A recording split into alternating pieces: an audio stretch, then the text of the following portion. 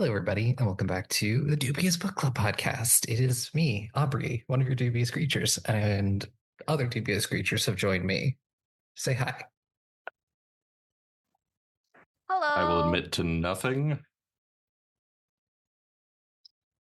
Also, Well, hi.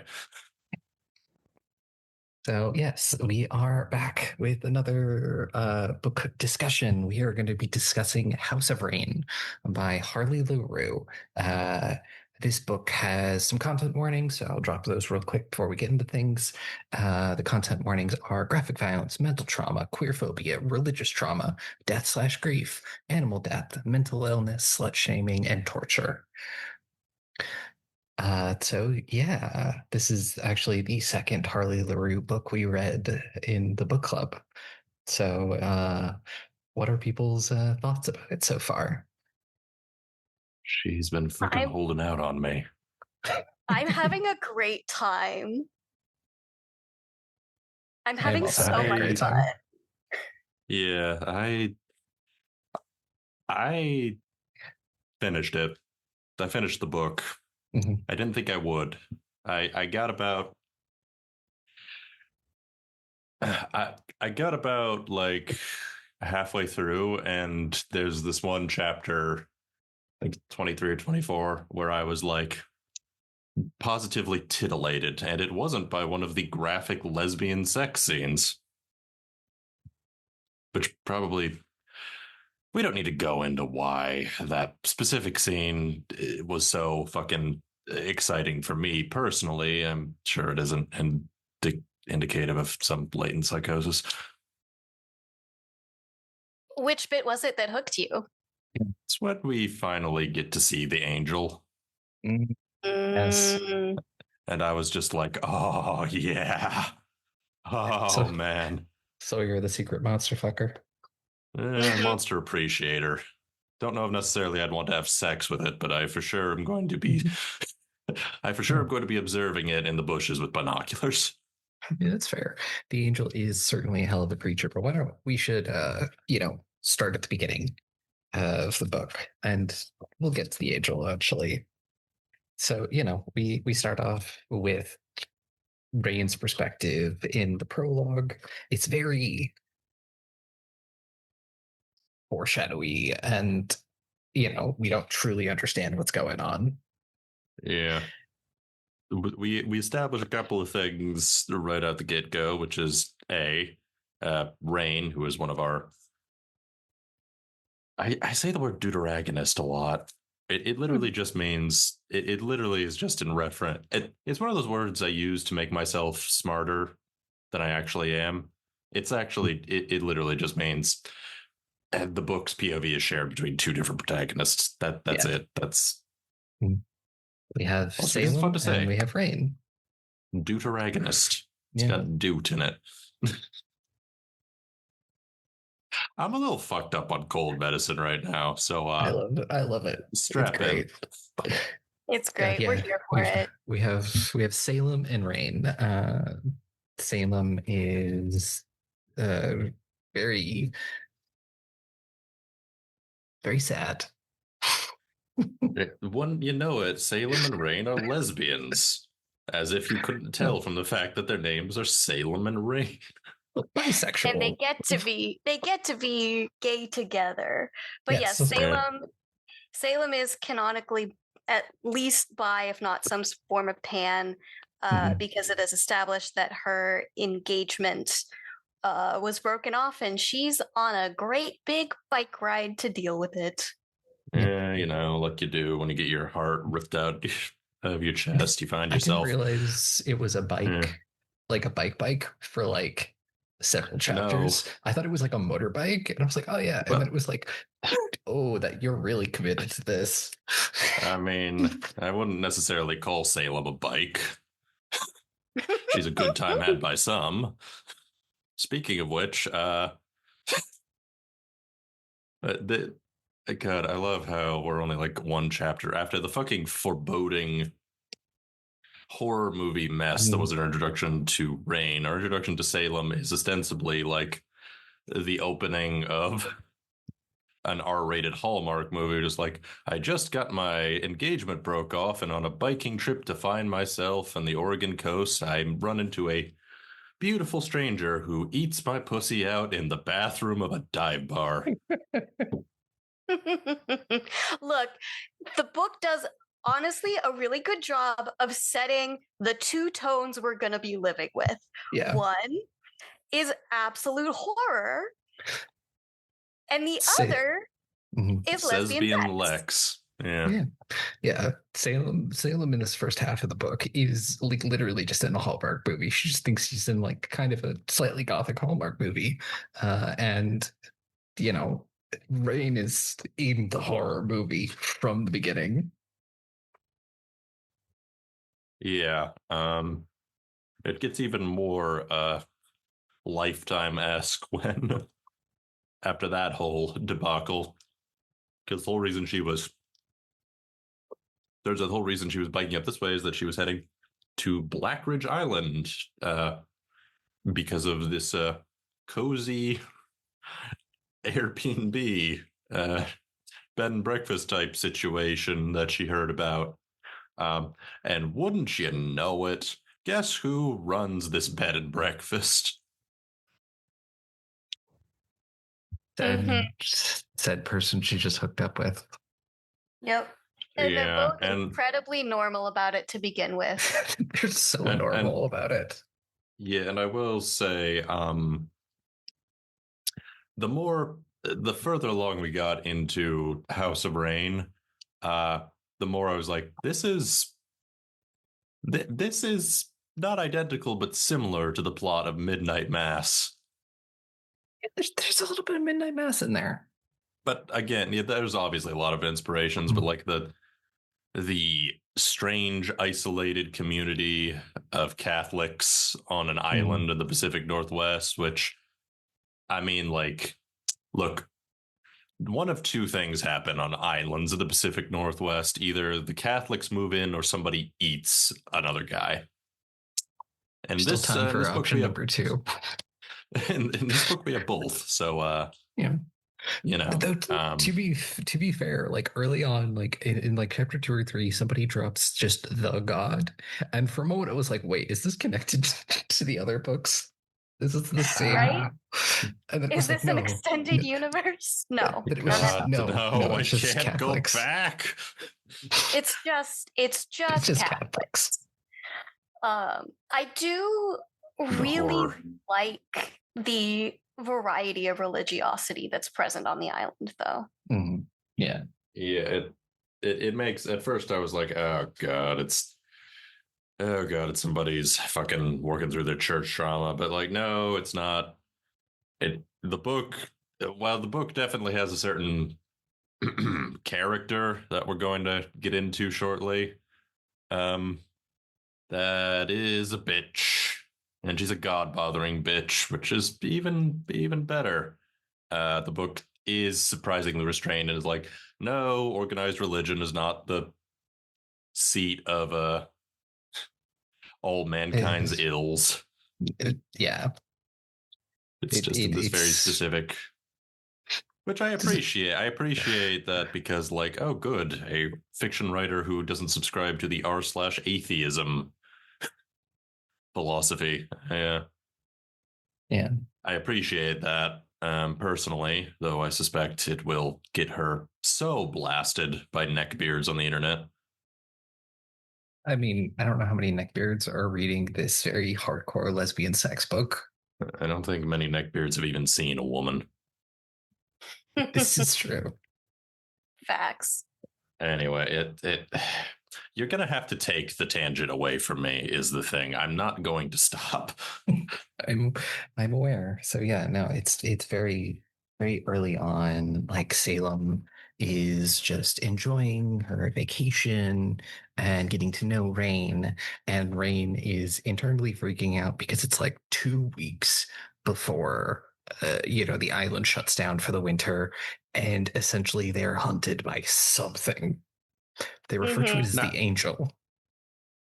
Yes, and we have Chekhov's last ferry off of the island.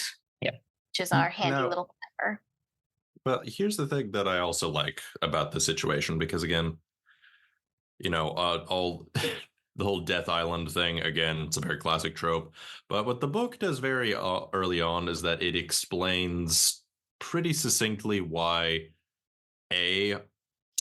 it's, even by conventional means, pretty hard to get off the island by conventional means, which is why, the characters can't just do the logical thing from day one, because the Pacific Northwest is God's etch-a-sketch. Every time he doesn't like what it looks like, he shakes it or drowns it or sets it on fire. Or all three at the same time.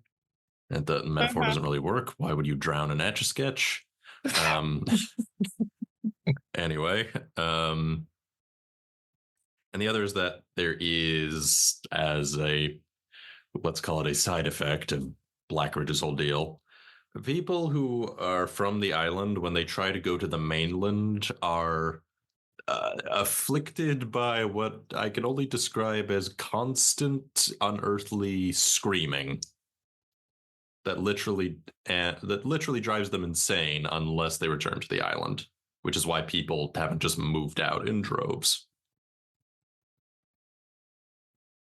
Yeah. So again, props to the book for setting up why the situation is the way it is from the get-go, and just closing those potential plot holes.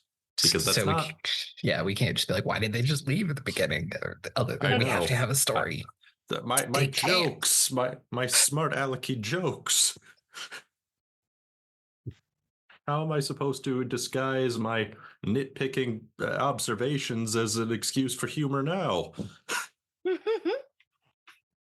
You've met your match. Good media.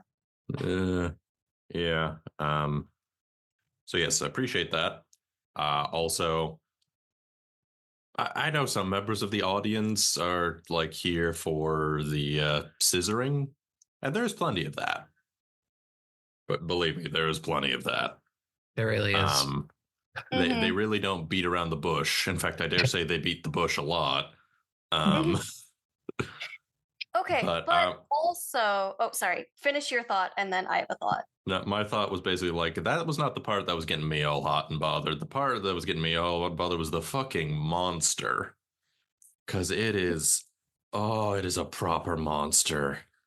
Oh, yes. And it hits all the tropes I love in a proper creature feature. Oh man. I also like where we do actually get to spend a decent chunk in the beginning.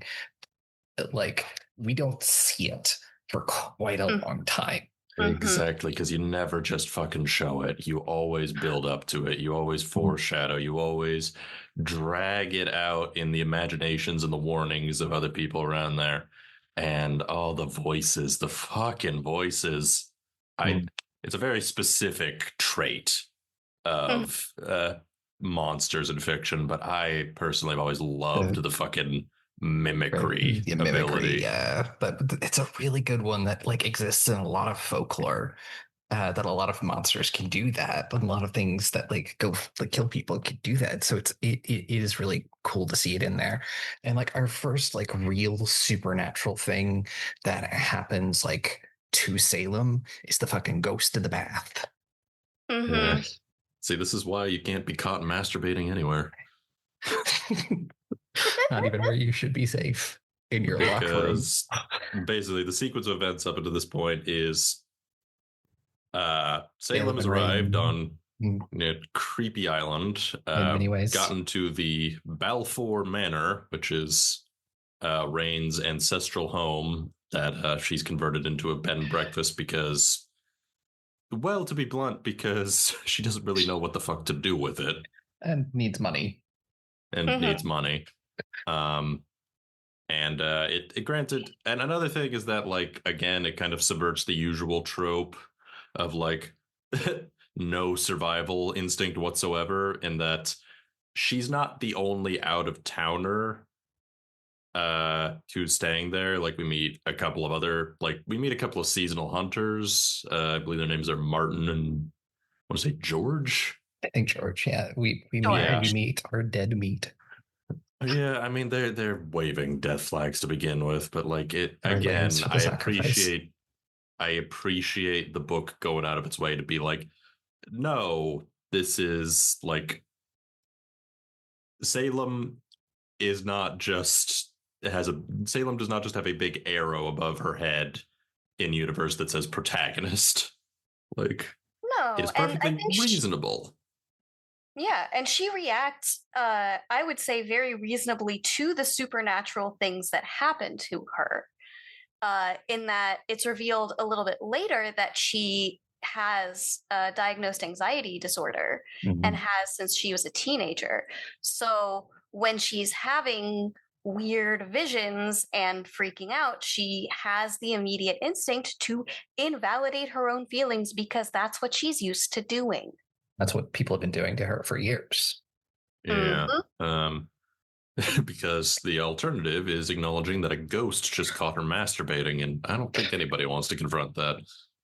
To be By the fair, way, there's a ghost. And then the ghost and then the girl she has a crush on. Yeah. Yeah, because like both of them are basically again because it's just the and then they were roommates trope, but like again, we know what we're here for. Mm-hmm. Yeah.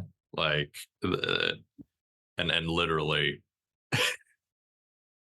and what's so funny about it is that after the peeping ghost and Salem's very understandable freak out and Rayne rescuing her from that whole situation, she immediately follows it up with maybe don't waste so much water while you're living out your fantasies next time. Which cracked me up something fierce. Yeah, I mean, like, she did rescue both Salem and Salem's vibrator, so. Yeah, like, Rayne knows what's up. Yeah. Yeah. So I was already pretty invested from the get-go. If for no other reason than it probably not for the reasons the author may have initially intended, but that's just my freak. What are you gonna do? I was genuinely like, oh man, someone's gonna die. Mm-hmm. Because And creatively. Yeah. Because like I'm that fucking guy who's like, oh man, I can't wait for things to get splattered all across this scene, Juin. Mm-hmm. The author does a really good job with all of the sensory descriptions of the aftermaths of all of these experiences. So the smells of rotting things and the like feeling of cold, it's a very sensory experience as you're going through. It's like what a lot of people don't. Okay, yes, I think it's a fair statement to say, yeah, corpses smell bad.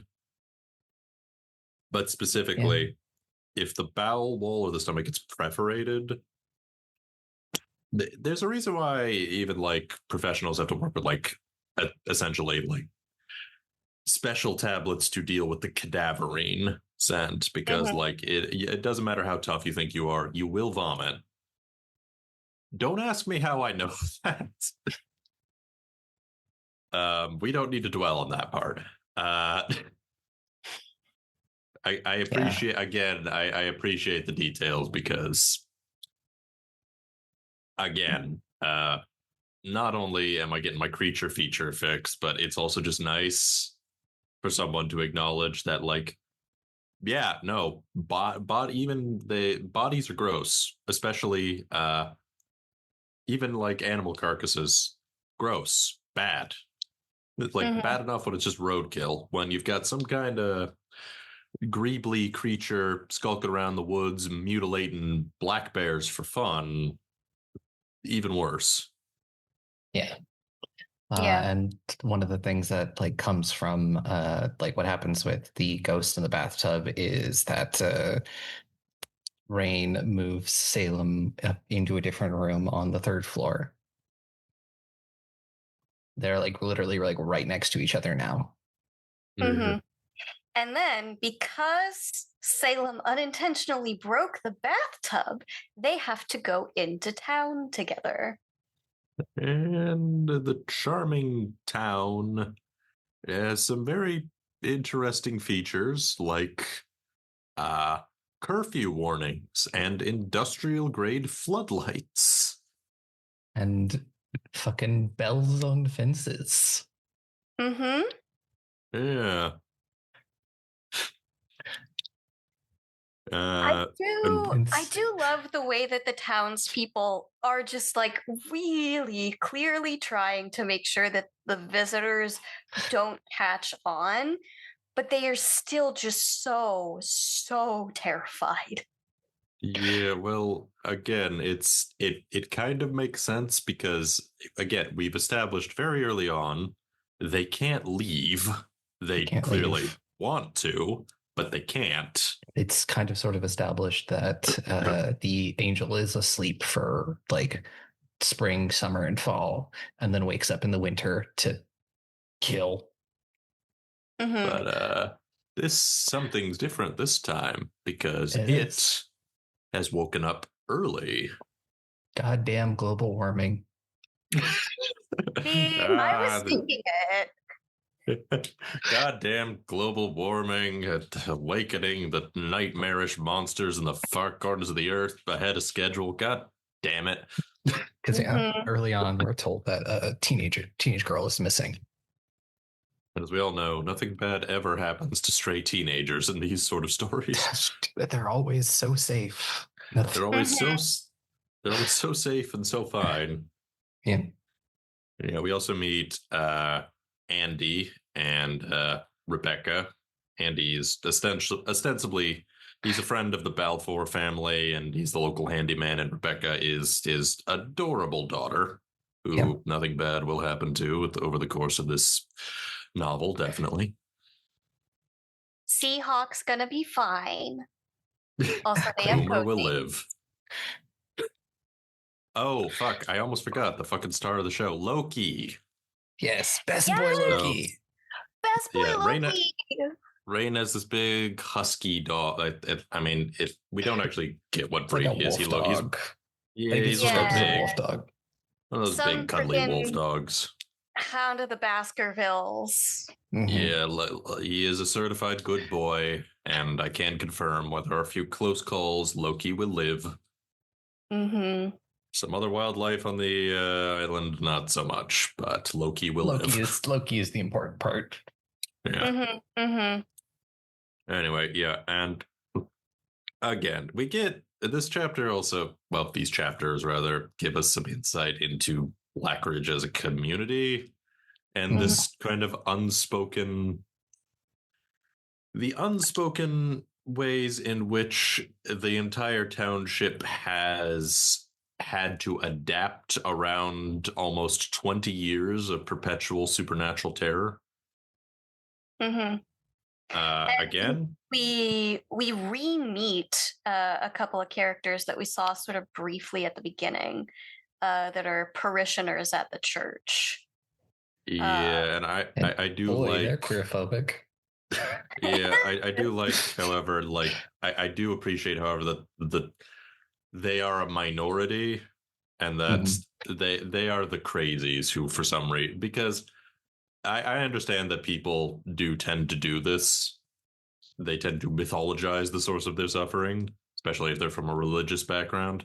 But there are also plenty of other perfectly religious people, including Rayne's uncle, Gerard, who we'll get into eventually, who are also like, no, that's dumb. Stop doing that. And I appreciate that because Gerard's just doing his best. Yeah. Because while I recognize that as a thing, I also don't. The all-encompassing monster cult thing has never really made much sense to me in a vacuum. I get how it can work if you're trying to tell a specific story. Midnight Mass, which is a very good story about the trap of religious radicalism, among other things. But that's clearly not the story precisely that the author is trying to tell, and I appreciate how we don't get into the weeds of that particular trope. There's just Ruth, and Ruth is a bitch. Yep. And, has a fun conversation with Salem while Rayne is off talking to her cousin, being like, we need to reactivate the trail cameras. Things are bad. Things are very, very bad. Foreshadowing. Yeah. But it's okay. Ruth has solidified herself as that one character who you're just counting the minutes until she dies horribly. And I appreciate that as well. Yeah, she's got that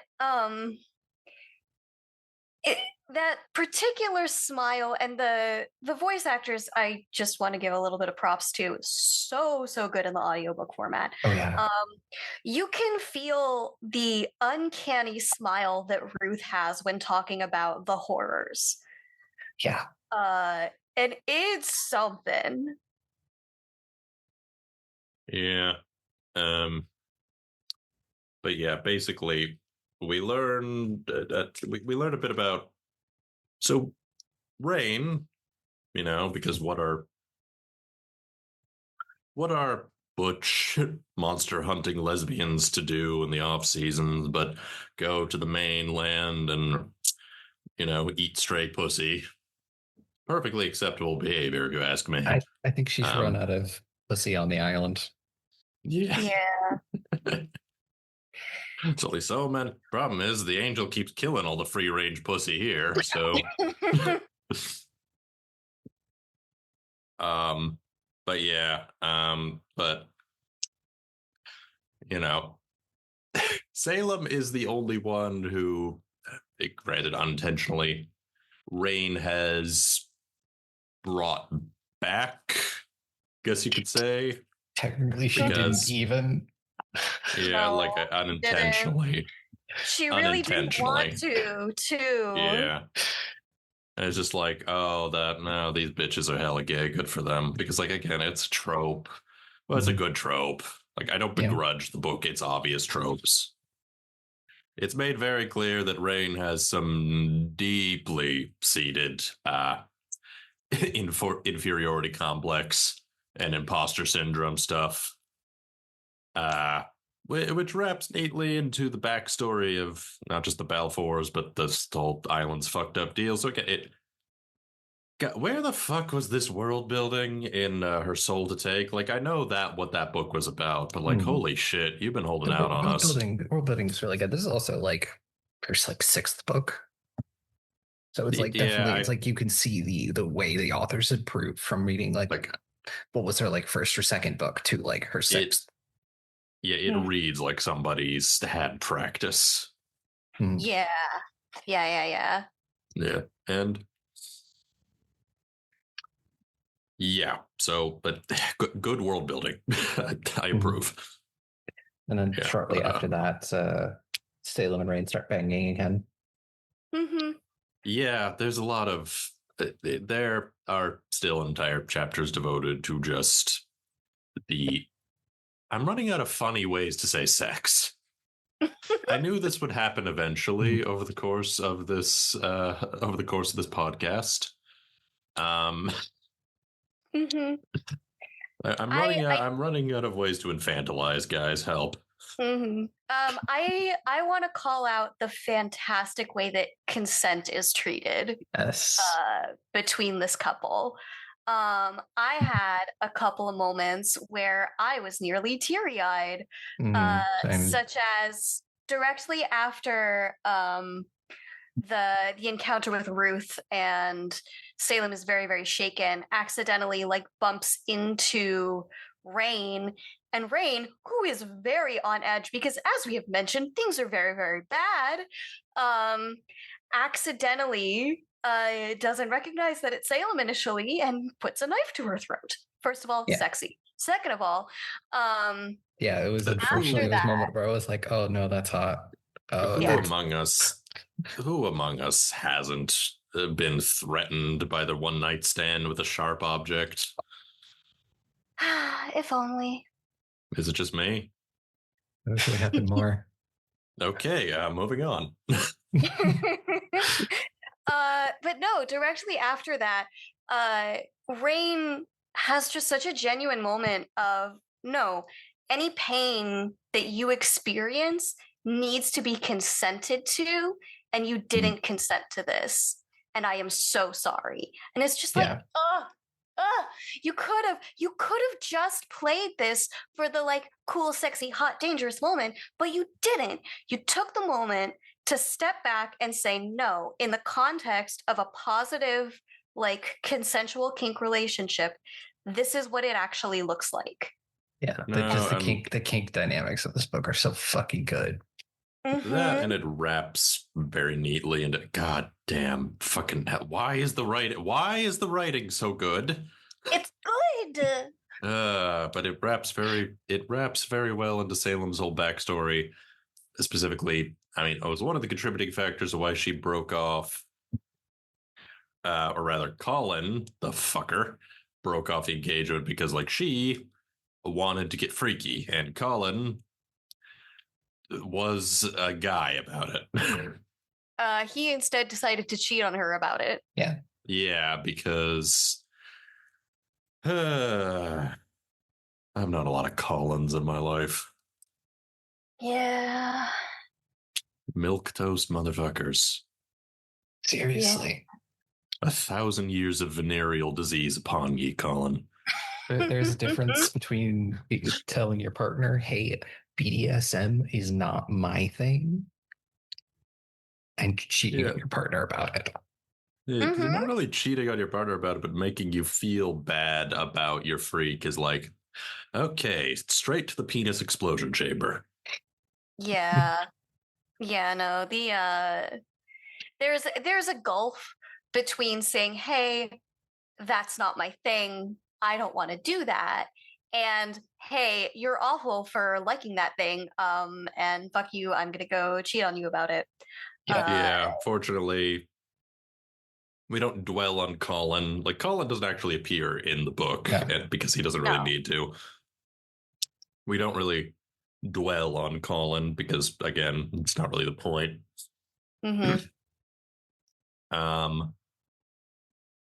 I'm trying very hard not to make gross noises on the recording. You're good.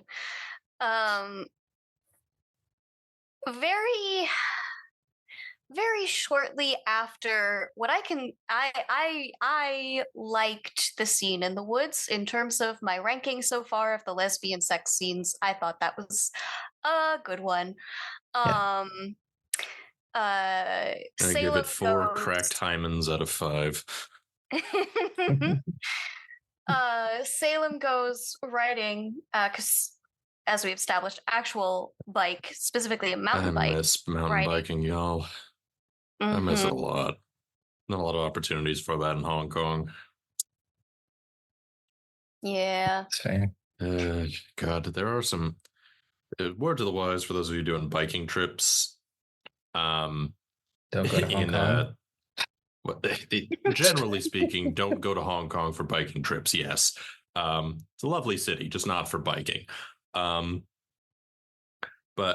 more to the point, if you're going biking in the Pacific Northwest, plan accordingly. Bring water, you fuckers. Always bring water.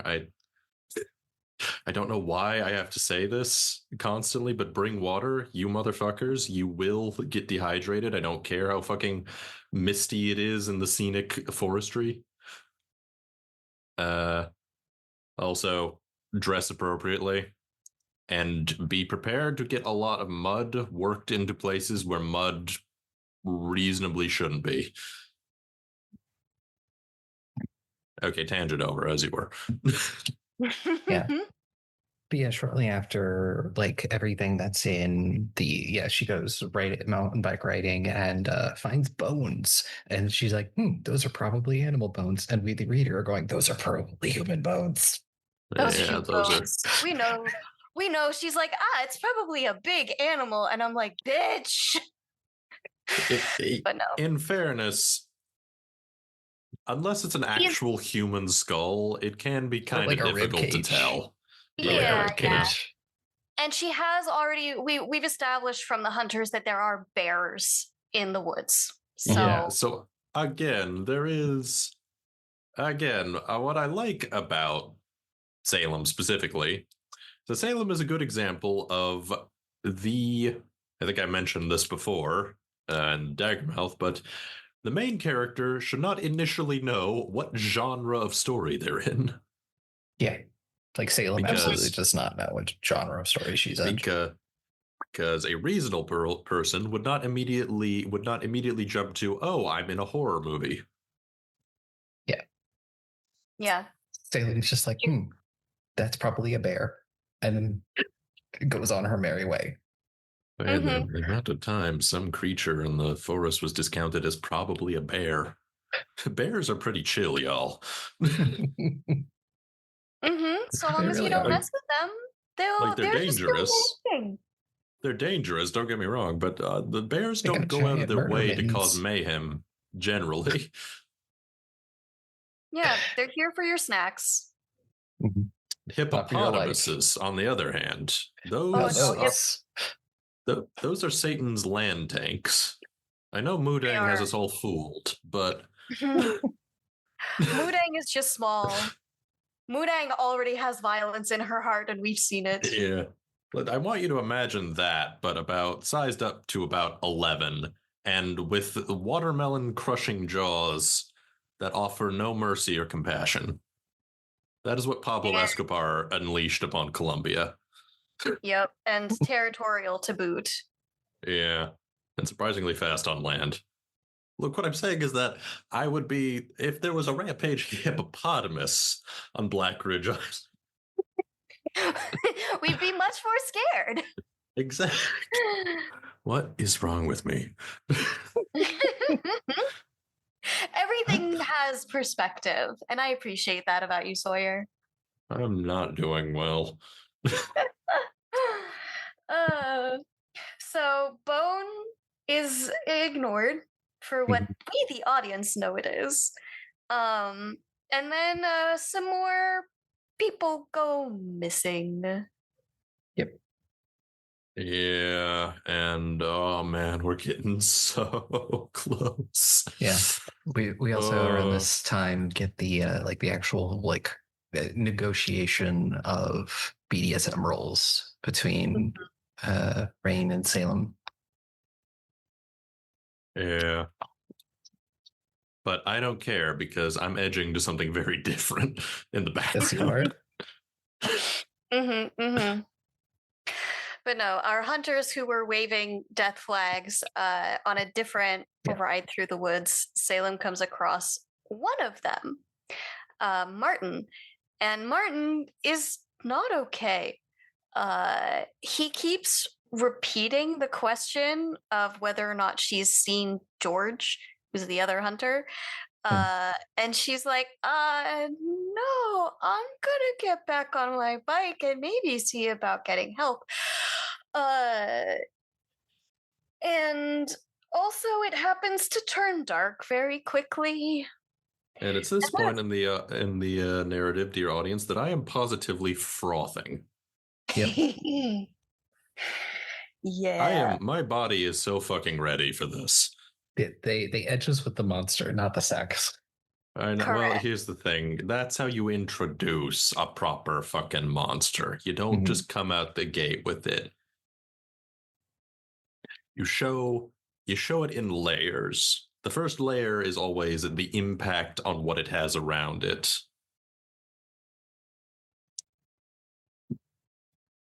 Yeah. But then, oh man. Yeah, and then she does indeed get all the way down the mountain.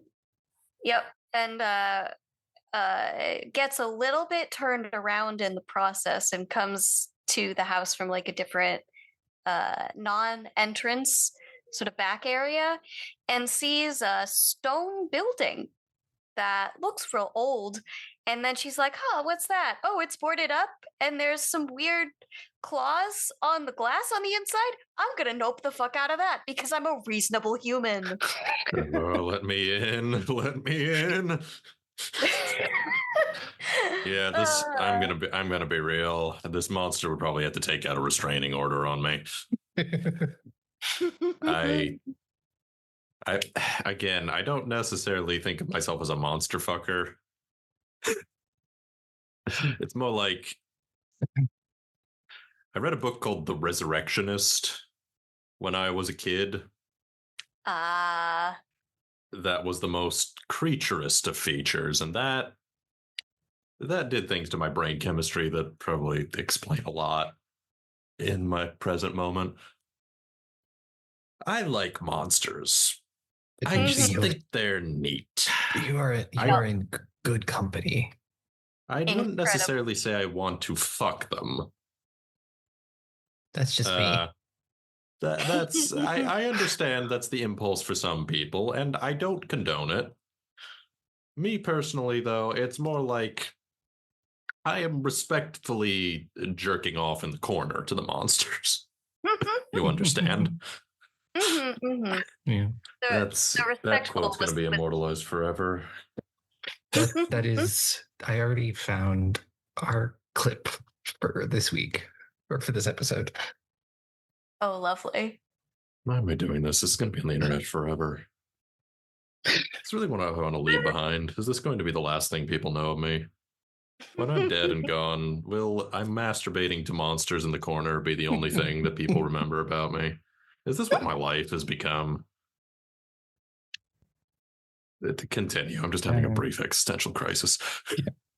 Yeah, she sees a spooky cabin, runs back, gets high, encounters Rayne, and yeah. Sex.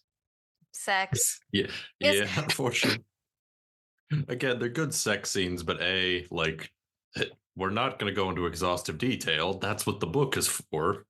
Yes, read them. Read the scenes. Yeah. Read the book. And the score by now. We got some brat play. We got some, some other stuff. It's good stuff. It's good stuff. It's good stuff. It's no notes. But again, there's not a lot to elaborate on. Yeah, There are some other scenes later on where I feel like I might have things to say, good things to say. I like how they handle certain things, but this scene especially was this is a very good establishing of kink dynamics. And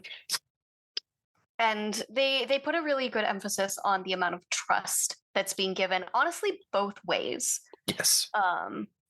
And I do appreciate that in this book, sort of in contrast to Her Soul to Take, is that we get sex scenes from the perspective of both of the partners. We get from the top and from the bottom. And I think that's neat. In fairness, that was because Leon, over the course of the narrative, was less of a character and more of a dildo with limbs. He had the chapters with any world building that was interesting, though. That's what kills me. Anyways, we don't need to dwell. Interesting. I'll cop to distracting. Interesting is a stretch.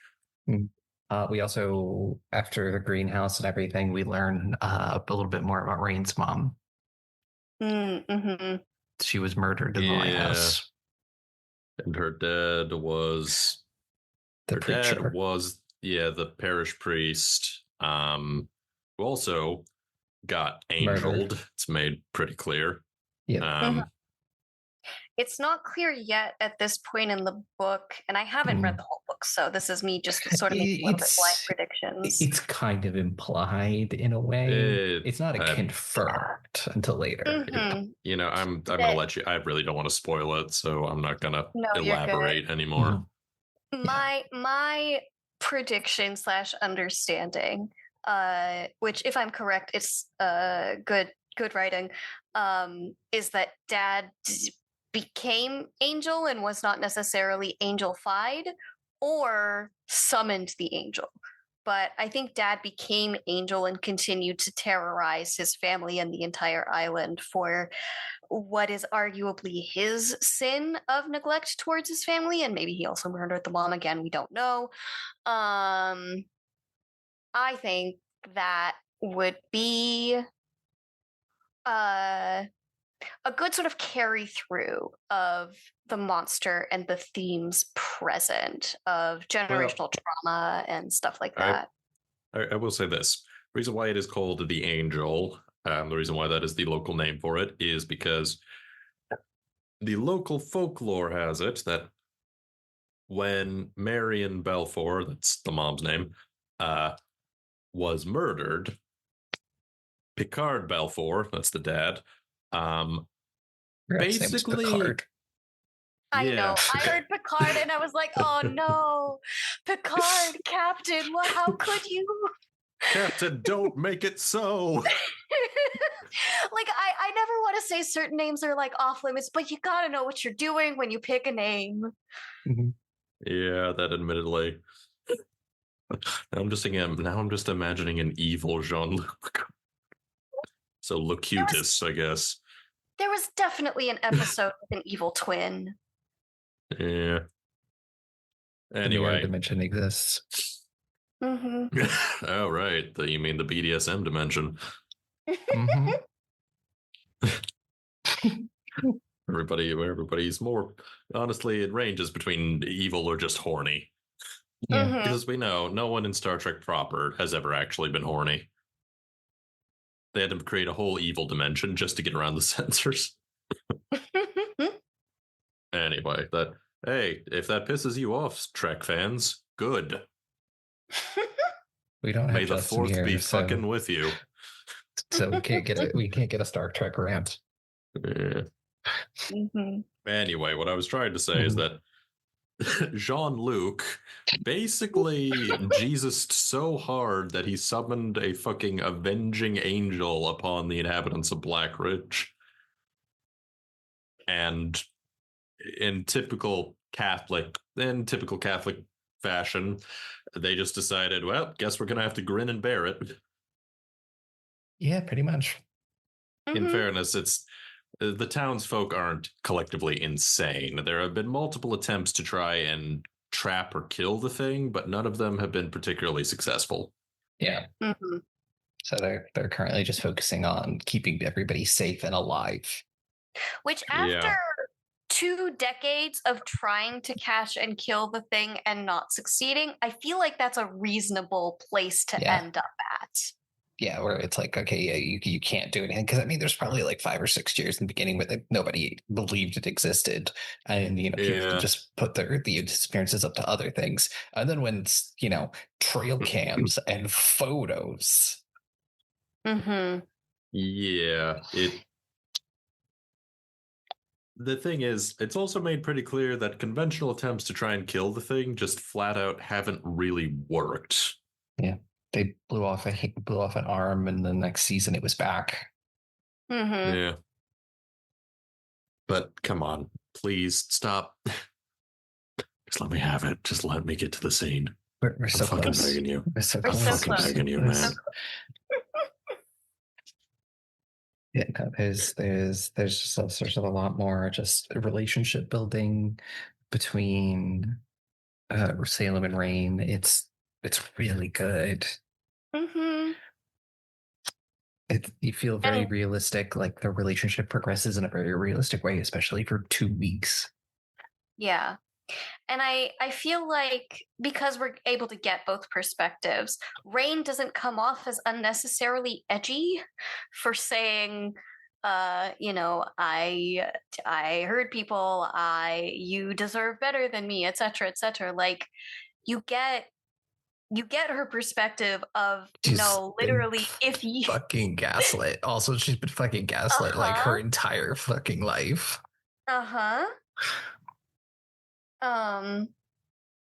So yeah. The thing is, I think part of the reason that works is because Rayne has a support system. Yeah. Yes. She has Andy, and she has Rebecca, and she has her uncle Gerard, who all clearly care about her and are 110% like, no, your dad was a fucking dick. Mm-hmm. And but her again, cousin goes to the Firewatch Tower. Indeed, her cousin. Oh shit, I completely forgot about her cousin. In fairness, he doesn't get a lot of screen time. He gets like maybe 2. Yeah, I will say, if I have one critique of the book, it's that certain characters are mentioned constantly but don't actually get a lot of screen time. Yeah. Like the sheriff, for example, who kind of is barely keeping everything and everybody together by like the skin of his teeth constantly, is maybe shows up in person like once. Yeah. Which is a shame. But I understand, again, the book has a focus, and it's clearly not on the intricate dynamics of law enforcement on Black Ridge Island. We know that's all you want. Yes, that's all. Yes, that is all I want. That I crave a detailed breakdown of the jurisdictional authority of the Black Ridge Sheriff's Department. Yeah, you got me. Because at what point, what are they doing? Why is the FBI not shown up for so many goddamn murders on this island? Right. Yeah, I didn't say. I don't know. They mentioned that like they tried, and it got people sent to a psychiatric hospital where they naturally went insane because of the Black Ridge curse. Yeah.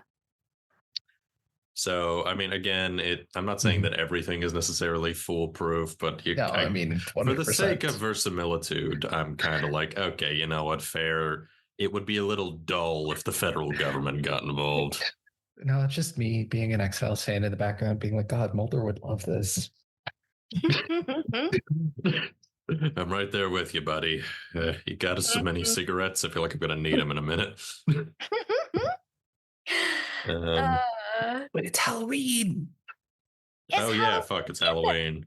It's Halloween, and they have their cute little Halloween festival, which of course has the local teenagers telling ghost stories, which is totally a normal thing to do. Which is how we learn a bit about the angel, why it's called that, all that stuff I just mentioned. Yeah, and Salem is an axolotl and dresses Rayne up as a black cat. Yes. She makes little cardboard ears and hot glues them to barrettes, and it's super cute. It is cute, yeah. It is very cute. It's a cute scene that is with a massive fucking cloud of foreshadowing hanging over all of it. Because after the teens are told to go tell scary stories somewhere else, Rayne hears a voice in the woods. You should follow it. That's the natural thing to do with voices in the woods. And I understand Rayne does not understand she's in a horror movie yet. No, she doesn't. No, Salem doesn't understand. Rayne is fully aware that she. Rayne is fully aware of the fact that she is in. That she is some form of final girl. Yeah. Exactly. Whereas Salem is like, oh no, it's the voice of the hiker that I saw be potentially lost in the woods, and I haven't seen him in a little bit, and he's screaming for help. Well, I'd be a real bad person if I didn't try to help somebody who was screaming for help, and I've never lived in Appalachian my entire life. Yeah, there's I think it sounds like one of the teenagers to her first, because this is the fake out. This is again, I really fucking like this trope. I wouldn't say it's the most original trope in the world, but I personally just can't get enough of it. Yeah, because as the character mimics the various voices that it's heard in order to slowly lure Salem deeper into the woods. Yeah, and then so it's the fake out with the teenager, and Salem is like, wow, that was really creepy, but it is Halloween. So I guess I'm leaving in the morning, and then that doesn't happen. Mm-hmm. Nope. now is the oh no, it's those hunters. I guess I really should help them just in case. And would you like to take it from here, Sawyer? Yes. Oh, okay. Okay, restrain yourself. So,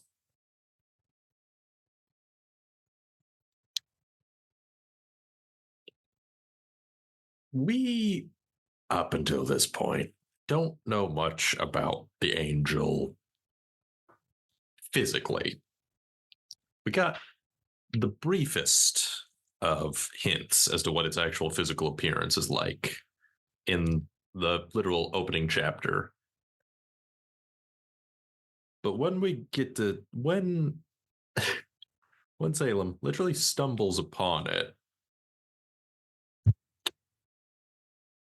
it is some straight up Guillermo del Toro shit. It is this gangly, pale, six-limbed, eyeless thing that, even when it is fully visible, continues to utilize these stolen voices, almost as if to taunt whatever it's stalking. It doesn't physically speak.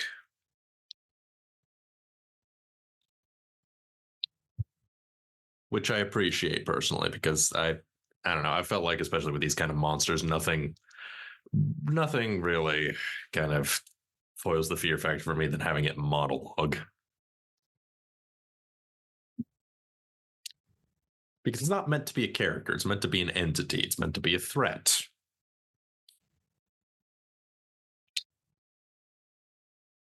And well, on some level, I knew, like, okay, we're only halfway through the book. There's a good chance that nothing permanently bad is going to happen to Salem.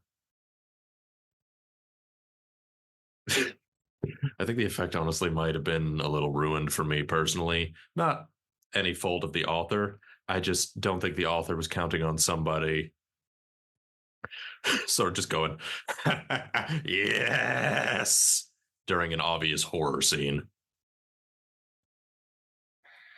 But that's honestly, just my freak.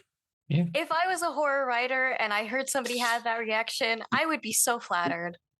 Yeah, like, no, this was genuinely a great horror scene.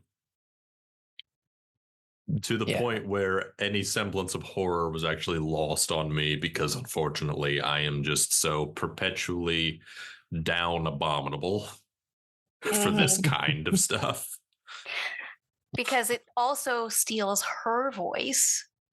And it also has no eyes, but it looks at her. Yeah, it is such a...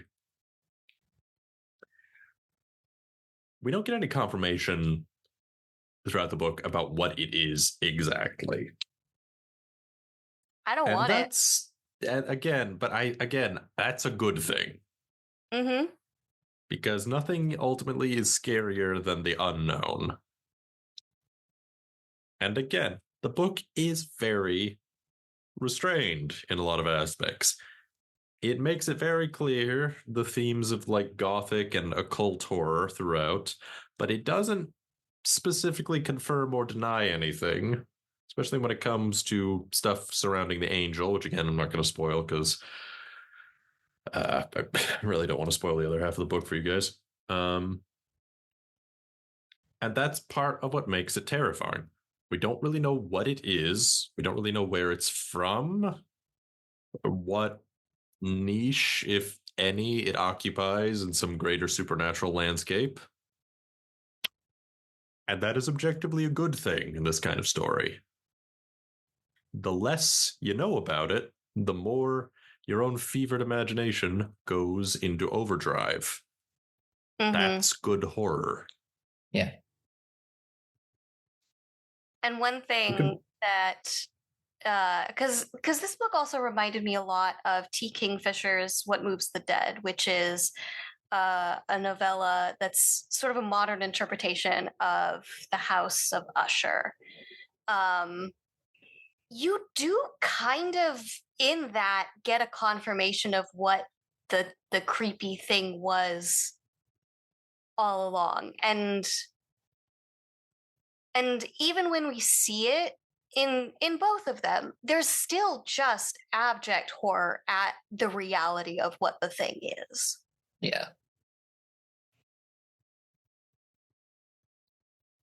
There's a way to, I guess the main thing is that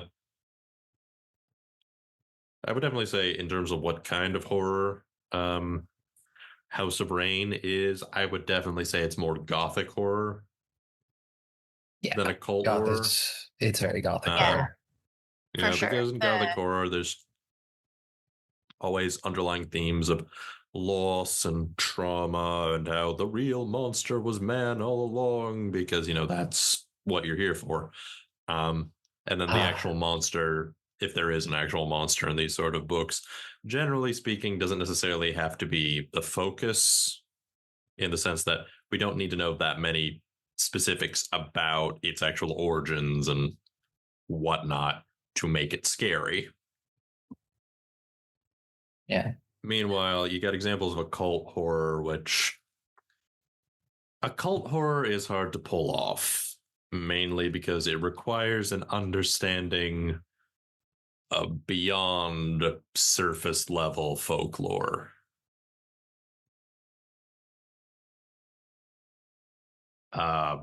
Which I'm not saying it's impossible by any means. There's lots of good examples, both contemporary and otherwise, of that. And if my brain was a little less fevered, I might even say some specifics.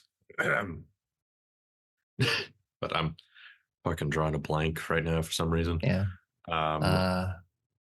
They recently released a trailer of an adaptation from this author. It's called The Devil in Silver, starring Dan Stevens. But I read a different. It's The Terror. I read a different. Yeah, on The Terror, but I read a different short story by that author. That's a good example of occult horror. I'm trying my fucking best to remember. Also, if you check chat, I've been scrolling through Harley's socials, because I was like, she put up art and commissioned art that had the angel in it. So I was like, what did the angel look like? That looks real fucked up. Yeah, that's about what I imagined. Victor Lavelle. That's it. Victor Lavelle. Victor Lavelle the skull wrote is a little bit more normal skull than I would have anticipated. Yeah, I was picturing something a bit more Slender Man, to be perfectly honest. But that's fair. That's just me. But yeah, Victor Lavelle wrote a story called The Changeling, which I think is a very good example of occult horror. Because that's spoiling The Changeling, because it's a good story and you should read it. Basically, it's what it says on the tin. It's a story about fucking child kidnapping and whatnot,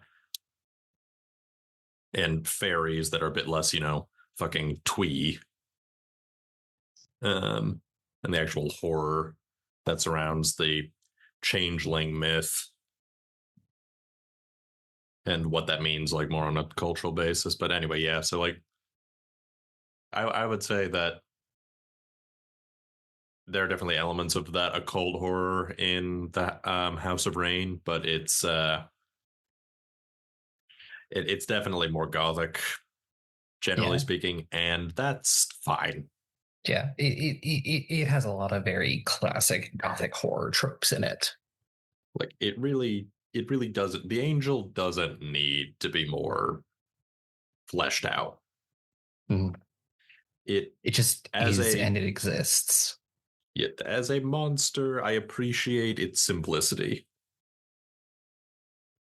Yeah, no, I mean, it's very interesting, like, because, like, if you go back to I feel like explaining a monster is a very recent phenomenon in things. Like if you go back like 10, 15, 20 years and read books that have like gothic horror has a monster, a lot of times monster just fucking exists. There is no like, this is where the monster came from. This is its backstory. This is all of it. It's just a fucking monster. And yeah, it has symbolism in the story, but you know. Yeah, that's mainly because our modern culture is fucking obsessed with lore. I should know. I'm part of the problem. Be less obsessed with lore, people. Sometimes a thing is a thing. Like, look, sometimes, I mean, like, fuck. My brain, I've got so many thoughts. I don't know. The thing about monsters in fiction generally is that the best monsters are allegories. Yeah. And you know, your classic Frankenstein, the modern Prometheus, if you're pretentious. A lot of the times, you know, again, the monster just shows up. It doesn't really need an elaborate backstory because it is an allegory. In this case, we get like a backstory, but not a full explanation. Yeah. So I think it strikes that balance really well. Yeah. And after surviving the encounter with the angel, Salem makes her way back to Rayne, and Rayne has a bit of an understandable freak out. Because she was supposed to be gone. She was supposed to be on Chekhov's ferry. And was not. But unfortunately, Chekhov's voice in the woods won out. Sure did. Oh, God, I'm fucking dying over here. I'm sorry. Yeah, it's fine. You thirsted too hard over a monster. I did, and now God is punishing me for my... God is punishing me for my weird hyperfixation like all autistic people. So this is kind of like the big moment where like Rayne comes clean to Salem, like, yeah, what you saw wasn't an hallucination. That was a fucking monster. Yeah, no, it's real. It's out there. It's climbing through your windows. Yeah, and sorry, girly, you're stuck with it for months. Yeah, you're stuck here until winter's done.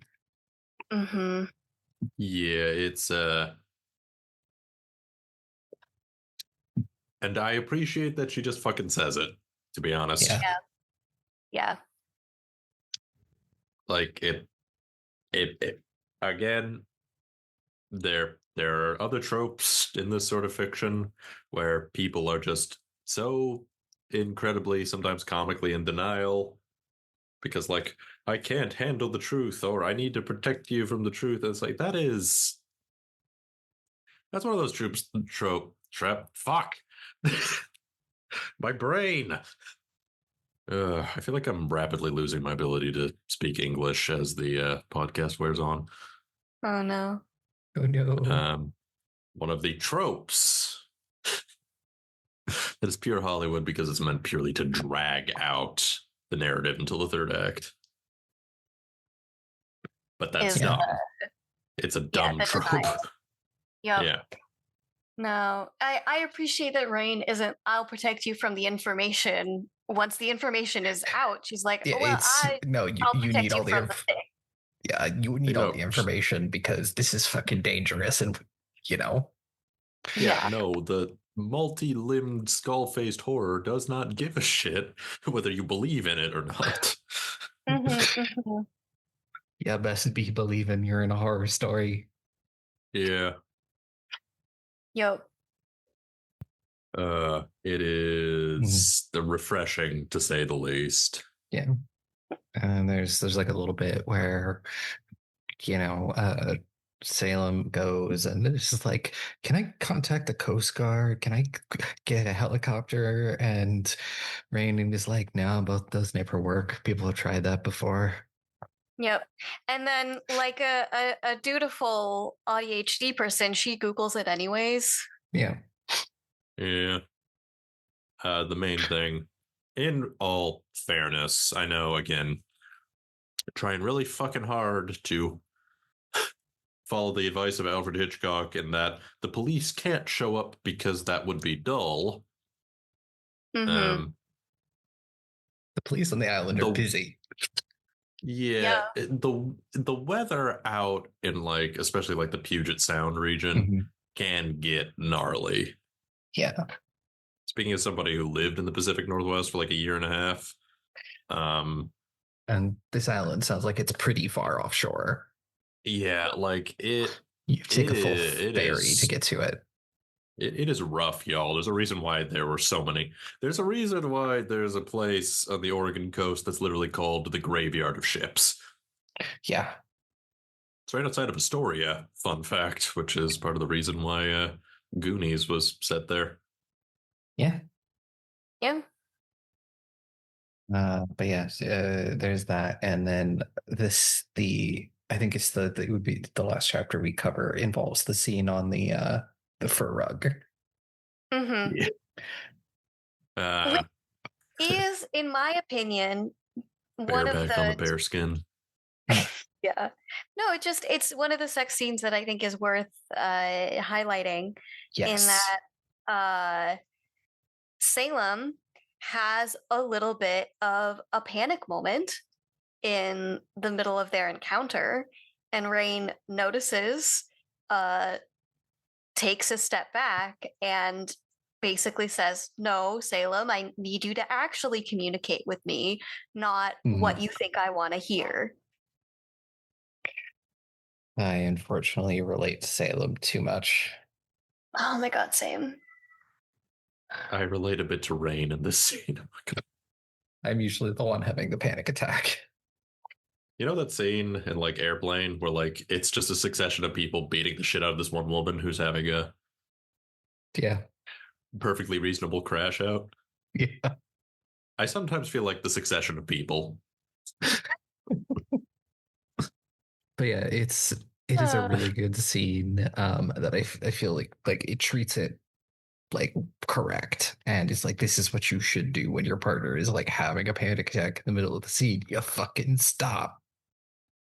It's like, okay, I'm too emotionally deadened to really be affected by outside stimulus anymore, but you are clearly going nucking futz. So I'm just going to hold you down physically, emotionally, spiritually. Yeah. And we're just until your soul returns to your body. Yeah.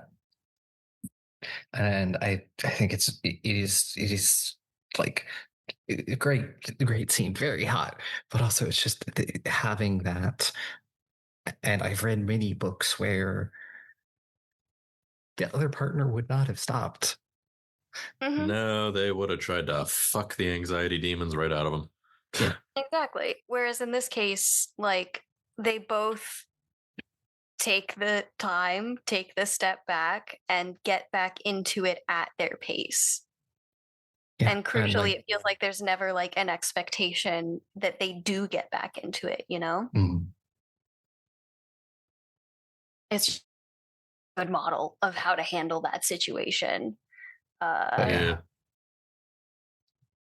And God, just the description of Salem's intrusive thoughts in the moment as well. And the way that, again, like, she gaslights herself and ignores her own thoughts and needs is just really real. It's so fucking real. Trying very hard not to be the guy in the podcast who just says "yeah" repeatedly. I'm really fucking trying here, man. I don't really have much to add. You're good. No. You're good. And I'm still trying to think. I'm still, because I'm gonna be so real. Most of these sex scenes, I'm sitting in the background thinking, okay, so it has 4 shoulder blades. So does it articulate one on top of one another, or is it spread up? I'm fantasizing about something else. Yeah, we know. You're here for the monster. I can't wait for, like, I have a different, like, I have a monster fucker month planned, and I'm very interested to see your opinions on those. It depends.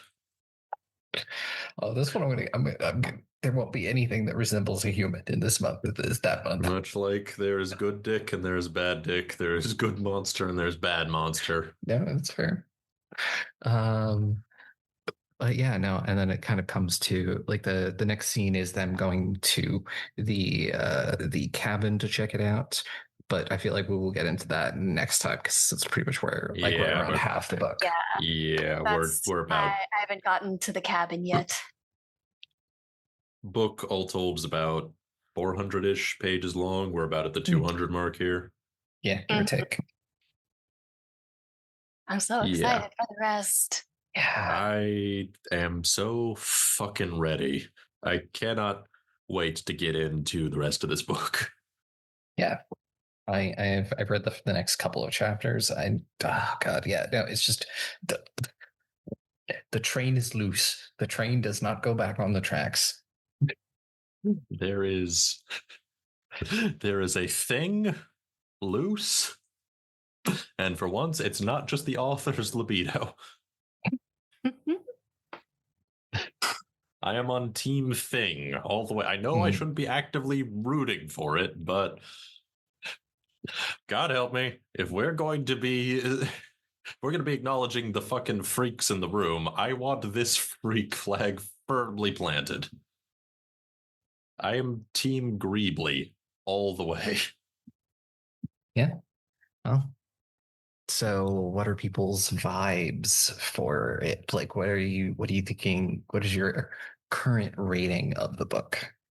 I have finished my cigarettes. I'm so far giving it a 5 out of 5. It does everything that I want well. I struggle to nitpick, and I'm a nitpicker. I'm definitely with you on that 5 out of 5. I will save my final rating until the end because I feel like that's only fair. No, that's fair. But like thus far, I am excited for all the wrong reasons. No, that's fair. As long as you're excited and having a good time, that's what matters. I might be having too much of a good time. The fact that I read this book while I was actively dealing with excruciating pain through a haze of medication might have had a little bit to do with it. I won't lie. Well, I understand. Yeah, we're weird. all... You ever have some really weird dreams after reading something and you just know that this probably wouldn't have happened if not for some choices I made during consciousness? Probably, yeah. We're all having a fantastic time for our own reasons. Yeah, exactly. Yeah, folks, if you wanted confirmation of what sort of deviant card I'm holding to get included in these proceedings, there you go. I apologize for nothing. So yeah, we'll be back in a couple of weeks to discuss the second half of the book and our general thoughts on it and what we think, and probably get into more monster discussion. Can't wait. Because we'll finally actually get better looks at the monster and a bit more into the monster. So I'm looking forward to really dissecting this thing. I'm normal. I'm normal about this. We're so normal. We're so normal. On the podcast called Dubious Creatures. I'm normal about guys. I run VTM for a living, and I am so fucking normal about monsters. We are also normal about monsters. So we'll see you all in 2 weeks. See ya. Bye.